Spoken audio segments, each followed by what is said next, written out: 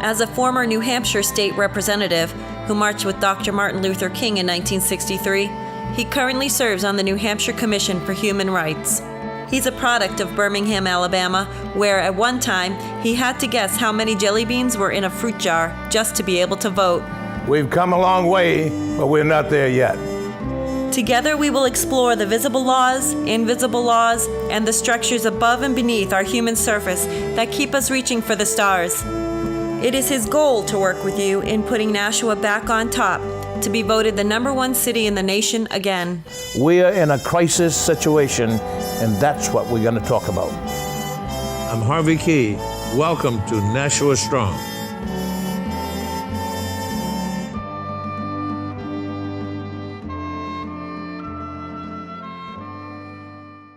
Hello, Nashua. It's a pleasure to be in your presence again today on this hot, sweaty, wonderful day. I want to thank the people behind the scene before we get started, because without them, we don't have a show. And without you, we don't have a Colin running for Annie's seat. I want to thank you so much, and I simply want to say up front, vote. If you've ever done anything in your life, and let me say it to you this way. If you want something that you've never had before, you got to do something you've never done before. That is, vote for this guy who's sitting in front of me. I usually talk about me a little bit, but that's not necessary.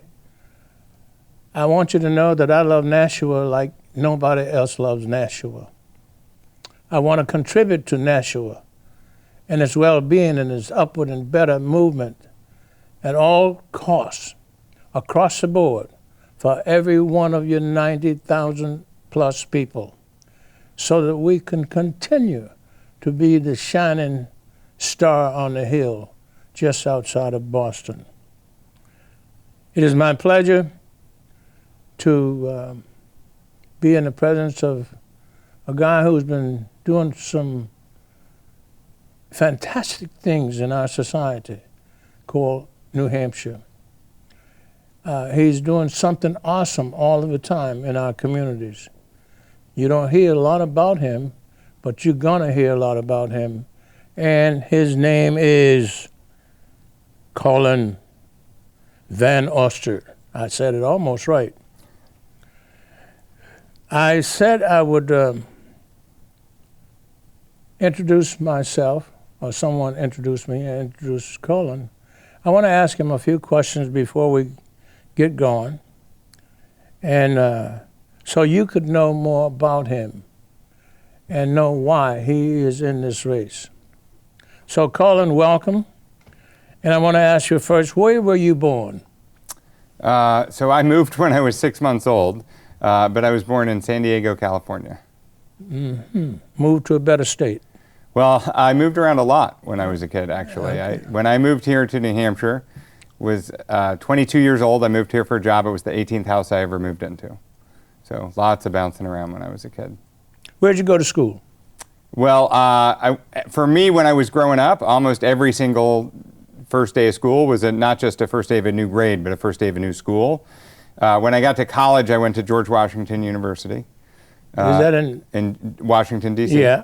And then I moved up here a year after that for a job, met my wife, Kristen, and I ended up also going to school here in New Hampshire. She went to Dartmouth, got her business degree there. Yeah. And it was at a time, I was in my mid-20s, I didn't know what I wanted to do with my life except be with her. And I moved up there with her. And I enrolled a year behind her, and so I ended up going to school at Dartmouth as well. You got a master's degree from Tuck. Right. Yep, that's right. How has that served you? Very well. I really enjoyed that education.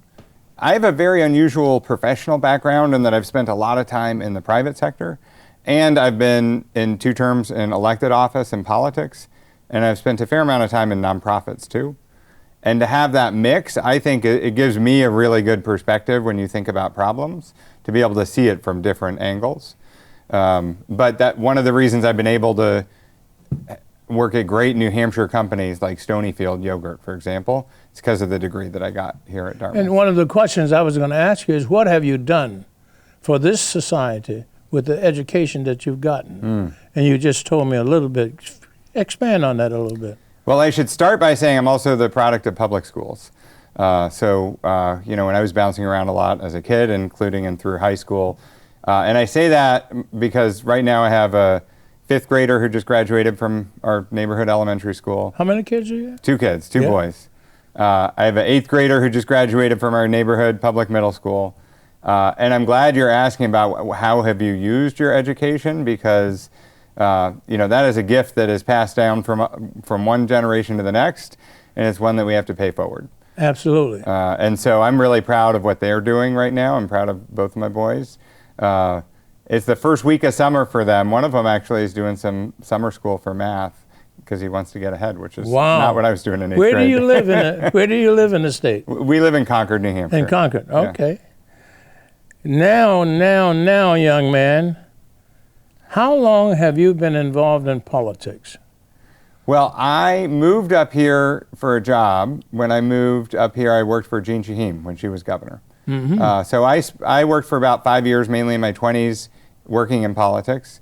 But then I left that when I went to business school and worked at places like Stonyfield. I worked at Southern New Hampshire University. What'd you do at Southern New Hampshire University? So I helped start a new college there called College for America. It's an online college that's part of the nonprofit university, and it was specifically to help working adults get an associate's degree without going into debt. Were you successful at that? It was a big team effort, but it was very successful. You have any numbers? Almost 10,000 students graduated. In New Hampshire? In New Hampshire and across the country. A lot of them were online students. Was that around the world? There are some programs that we've done overseas. We actually serve students in 5 refugee camps in Africa and the Middle East as well, though most of the students were here in the U.S. And you asked about numbers, so nearly 10,000 graduates, most of them, almost 2/3, first in their family to go to college. The overwhelming number, more than 7 in 10, took on no debt at all to get a degree. They did not take out a single loan. Of those who took out loans, the most common amount was less than $2,500. Were you instrumental in helping this? It took a lot of us, but yeah. I know, but you're on a team. Yeah, absolutely. Yeah, okay, that's great. What is the status quo in the 2nd District right now regarding food price, gasoline, and housing? Well, here's the way I think about this. Most of my last 6 or 8 years have been outside of politics. I served 2 terms in the state government, but right now I've mainly been focused on trying to be a good dad, good husband, provide for my family. So when I hear from people in my community about issues, it's usually not through a town hall meeting. It's usually on the sidelines of a kid's basketball game or on the side of the soccer field. And parents, when they don't usually talk about politics per se at kids' sports games, but they will be very quick to tell you that you can't move across town in most of our cities in New Hampshire right now because housing prices have doubled and interest rates have doubled. And so that means if you move even to a similar neighborhood, you're going to spend 3 times as much. You'll be very fast to hear people who are struggling with high healthcare costs, hear from people who can't get a kid off a wait list at a local child care center. So my point is, I think people feel pretty squeezed. And you think they feel what? Squeezed from the rising costs, tight in too many directions. And that's a barrier. It is. Yeah. Okay, so what is it that you can do? What kind of tools do you have? Let's say you became the congressperson to go to Washington. What tools do you have in your toolbox to help relieve these 3 urgent problems? Yeah. Food price, gasoline and housing particularly, but food price. Not being able to buy the food you want in the grocery store because a burrito is $17 on the street today. I heard that on the radio someplace. Yeah. And that's ugly. Yeah. So what is it that you have and you bring to the table that you can help relieve this? So part of this is I think we need to hold big corporations that have been price gouging accountable. The corporate profits have doubled in the last 20 years. And we need to be honest about where a lot of those rising prices come from. I know because I got an MBA myself. I know the folks who are sitting behind spreadsheets in boardrooms making these decisions.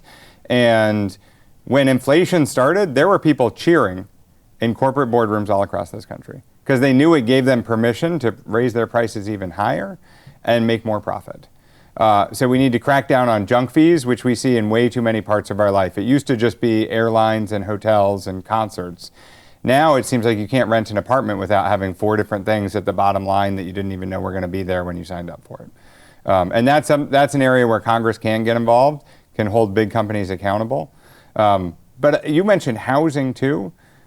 Also, part of what we need to do, one of the reasons I thought Annie Kuster did a great job was she really knew the people and the communities of this district. And so if you needed help in Lebanon, New Hampshire, I talked to the mayor up in Lebanon. He was on the board of a local housing program. And he would call up Annie Kuster's office and figure out a USDA program where they could help retrofit the low-income housing and get a big grant for it. That sort of thing makes a big difference. And we just, as a country, passed a bipartisan infrastructure bill. Remember, for years we were hearing about it's going to be Infrastructure Week or Infrastructure Month. Finally, we got it done, an infrastructure bill.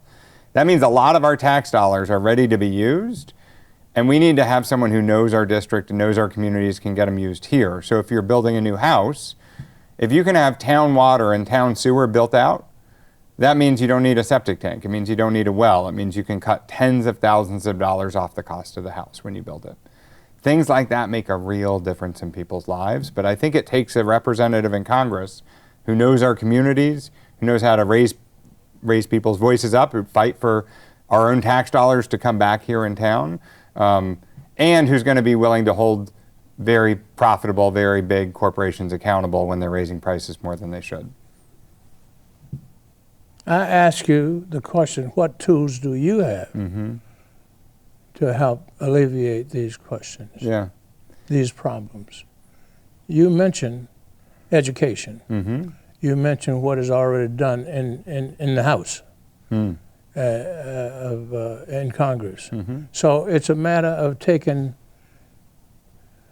those tools and applying them to, I'm talking about New Hampshire, and applying them to this state, in this district too. Yes. Yeah. Exactly right. What kind of barriers do you face in District 2 to prevent you from doing exactly what you just said, if there are any? Yeah. Well, look, right now, I'm not representing the people of this district. And so I'm here to introduce myself to people. So the election is one process that we'll go through. My job is to introduce myself, ask people for their support, so that I can be in a position to help with some of the things that you're talking about. So you don't know if there are any barriers? Well, look, I feel like my life is a pretty blessed one since I've moved to this state. I had a pretty bumpy childhood when I was a kid. But that made you who you are. I've got That's nothing to complain foundation. about. Exactly. As Colin Powell would say, that's my foundation. and the last word he said to his son was, take care of the soldiers. So you're going to take care of us. Yeah. You're the captain, so we need you to take care of us. Now, have you performed a vision audit? And I ask you that question specifically because in my lifetime in politics, we take a look at what we have done. It's called SWOT. Strength, weaknesses, opportunities, and threats. Yep. We look at what we were, well, you haven't done that yet. You're about to do this. But what is your strength, in my opinion, for this District 2? And what is your weakness? And what are your opportunities? So now you're definitely talking business school speak. Yeah. Because yes, I've had the chance in my career to help organizations like at SNU to help lay out where our vision is, what it needs to be, who we're impacting. When I was at Southern New Hampshire University, one of the most impactful projects that I worked on was helping write the mission for College for America, for the school. And the reason is because every college has a different goal and different mission. And I think one of the reasons Southern New Hampshire University was successful is because it was laser focused on helping students for whom success is not a given. Yeah. That's not everybody. But for students who success is not going to come automatically to them in their life, that's who SNU existed for. And knowing that at the beginning really mattered. So to your question about me and my strengths and what I bring as a candidate, one is I know and love the people of this district deeply. Say that again. I know and I love the people of this district deeply. You've been here before. I not just been here before, this is the only home I've ever known. I moved around so much when I was a kid. And when I came here, I put down roots for the first time in my life. And my boys are being raised here now, 10 and 13 years old. We've lived in the Concord area for almost 25 years now. My wife's family's from the North Country. She was born in Littleton. We both went to school in the Upper Valley. I represented on the State Executive Council most of the Monadnock region, Keene, and the 49 rural cities and towns all across the area. And I've been in Nashua a lot fighting for passenger rail, which was one of the issues that I ran on in the very first place to get elected, was to get passenger rail from Boston up to Nashua and Manchester and Concord. So when you ask about my strengths, one of the strengths is that I'm introducing myself to a lot of people, not for the first time, and I understand the issues that matter to people's lives here in New Hampshire. And I think that's an important strength when you're asking for someone for their vote. That's huge. Yeah? The strength you have to talk about the train affects all of the 1,300,000 people in the state. Yes. And with you at the helm and you at the drumbeat of making this happen, we're so proud. Now, the strategies that Annie had worked for her. Mm-hmm. What kind of strategies do you have that are different today than they have been for the last 12 years for Annie? You know, I really admire a lot of the work she's done, and there are some things we've worked side by side. There are some areas she feels a little bit like a team captain, you know, or a player coach, someone who's on the court with you, Yeah. but they're also a leader. Yeah. Right? So on that category of things, I think about women's reproductive rights, fighting for access to birth control and cancer screenings and Great. IVF, abortion access. Those are things where she's been on the court fighting with us, but she's also been a mentor to many of us. There are some things where Annie is passing the baton to a new generation. And so there are areas like how social media affects our kids, or how we're going to deal with the rise of artificial intelligence in this country. Those are issues that, as someone who has one kid in middle school and one who's going into high school, I think about that every single day as a parent. And Annie's at a different stage in her life now. Her kids are getting married and probably having kids of their own soon. And so I do think having a different perspective is really important, especially on some of these issues like social media, like holding big tech companies accountable, like dealing with the realities of AI, making sure that it's built in the United States of America, but also with transparency and guardrails and safety standards. That's huge, again. I've known that lady called Annie Custer. I was one of her disciples. And I'm sure you were also. As I saw her in action a huge number of times, she was compassionate. Yes. Now, the definition of compassion is one thing. The meaning of compassion is another thing. And what I mean by compassionate from her, as I saw her, she was looking for the soul of the second district. And not just, I love you, I want to help you. She was finding what the urgency was. And that's the soul of not only the individual, but of the district. And the soul of the district is begging for help. If you can find the soul, and how do you find that, Colin? I'll tell you what I think. You ask, what is it that you want? It's selling. It's selling, it's selling, it's marketing, it's selling. So if I were to sell you that jacket you have on, and it happened to be pink, and I said, Colin, I'd give you a jacket that's pink, and you don't like it.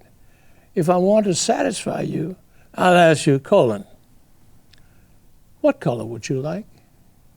And you say, Harvey, I like this blue jacket.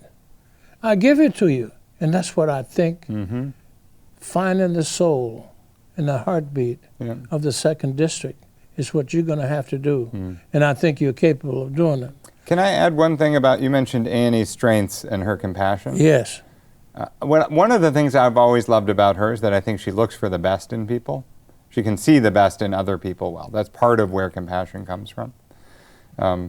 And she and I are different people, right? We are all different people.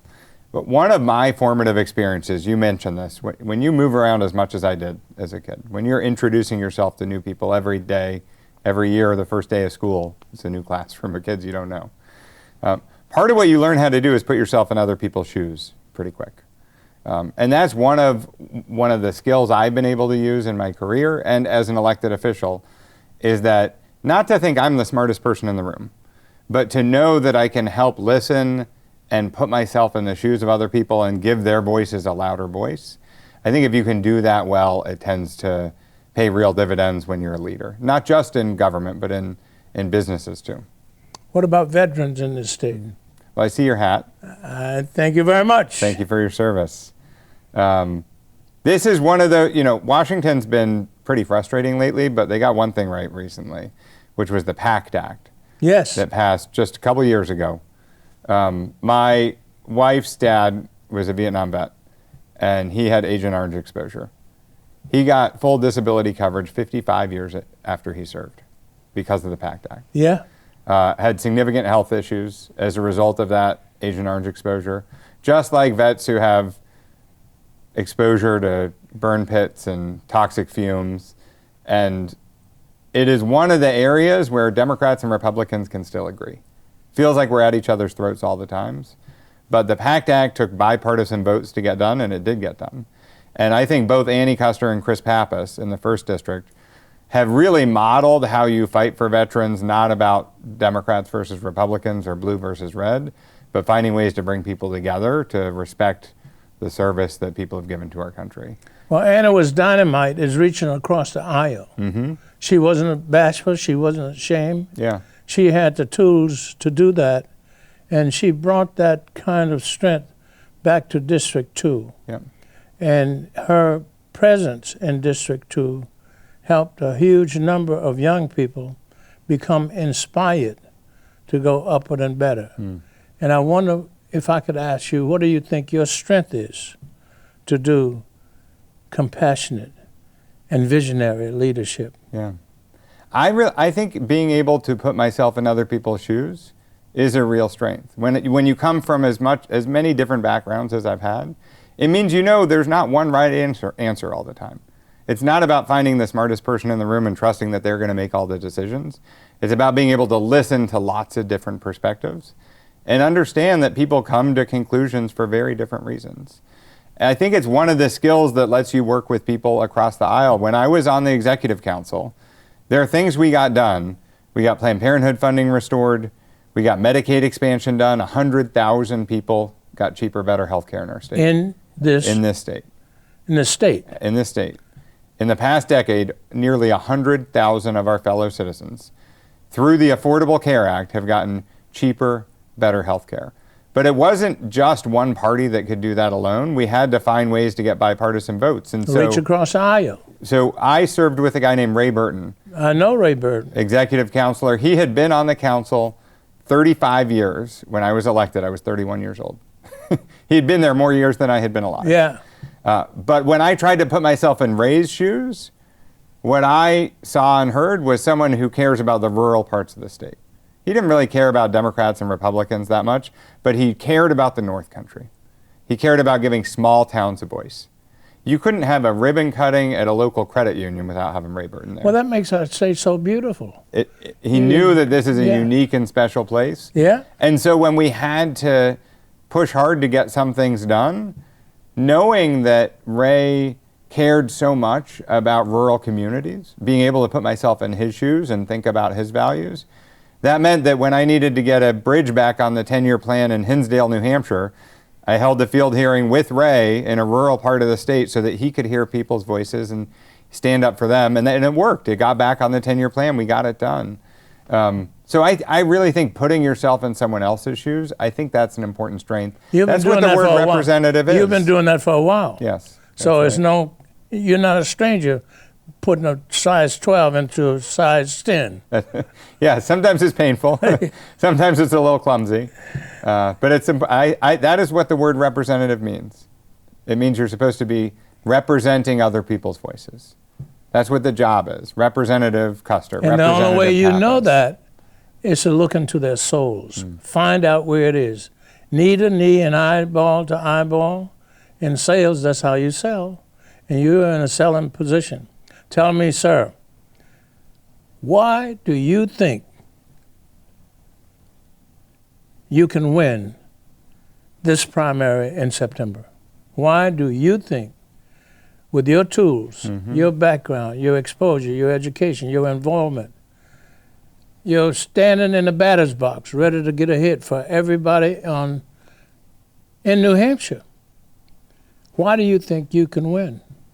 I believe all of our voters, our community members, they vote based on what you've gotten done, if they can trust you, who stands with you. Hold on. What have you gotten done that's awesome in our community? Now, you told me you don't have to repeat it, but would you repeat some of the things that you've gotten done which are awesome in our society in New Hampshire? Yeah. Just 3 or 4 things. So I'll share 3 that I'm really proud of. One, we talked about helping launch College for America at Southern New Hampshire University. There are thousands of adults who got a college degree without going into debt, usually an associate's degree, got ahead in their job, their career, set a good example for their kids. I joined that team before we had our first paying student there. There were about 10 of us and a white paper and a big mandate for what we should set out to do. And it helped change people's lives. At that time? Paul LeBlanc was the president of the university, visionary leader at Southern New Hampshire University, and had been inspired by folks on his board as well. But that program changed people's lives in the state and across this country. So that's one example. And I do think it matters that in that example, it was also about bringing down the cost of college, because it's one of those issues that is squeezing a lot of families right now. A second example, one of the reasons I ran for the executive council to get elected in the state was when the state had shut Planned Parenthood funding off. And this was for what I thought was non-controversial stuff, birth control and cancer screenings. And the state decided that they would cut off funding for birth control and cancer screenings, annual well woman exams. And I ran, Deborah Pignatelli ran, Chris Pappas ran, we got elected, we got that funding restored. Got it restored twice. And I'm proud of that as making a difference for people in this district. And then the last one we talked about a moment ago, when President Obama passed the Affordable Care Act in this country, it was up to each state to decide how they would implement it. And each state had to decide, would you expand Medicaid or not? And in New Hampshire, it was a big fight in the legislature. Maggie Hassan was governor at the time. It came down to a 3-2 vote on the executive council. If it wasn't for me or Chris Pappas, that wouldn't have passed. Yeah. 10 years later now, nearly 100,000 of our neighbors have gotten cheaper, better health care, including for things like substance use disorder, behavioral and mental health coverage. And we're not that big of a state. 100,000 people in this state, that's a huge impact. And that's so 10%. when you ask about winning an election, I think people judge you on what you've done for them in their communities. Well, to me, I want to call you Colin Powell. Not really. But that's a real accomplishment. And thank you so much for what you've done for us. And I hope you continue doing for us. Now, we're coming to say goodbye to you. Good day. But let me ask you to tell 90,000 people and perhaps around the world what you want to tell them about you. And it's your show. You tell all of these people what you have already told me. You can repeat if you like. Doesn't matter. Because you have done a yeoman's job, in my opinion, for the people in the state of New Hampshire. Thank you. And I love district, I love Nashua, but I love New Hampshire. So if you would now say, Harvey, it's about goodbye, but I want to tell all of these people what I want to leave a word from you to them. Well, I know our time is short, so let me end with an invitation. I am asking for your help. I'm asking for your help. Come to our website, vanostern.com, sign up, get involved, share your stories with me so that I can be a better leader and better candidate, and let's win this race together. Young man, it's a pleasure. Thank you, sir. Thank you so much. Nashua, you've heard from what I believe is the next governor of this state. Congressman. Well, maybe that too. Who knows? But thank you so much, folks. Thank you, people behind the scenes that help us make this beautiful presentation to District 2 and around the world. Again, Colin, it is my distinct pleasure and honor to have you on our show. Have a great day. Thank you, sir. Thank you again. You too. Yeah.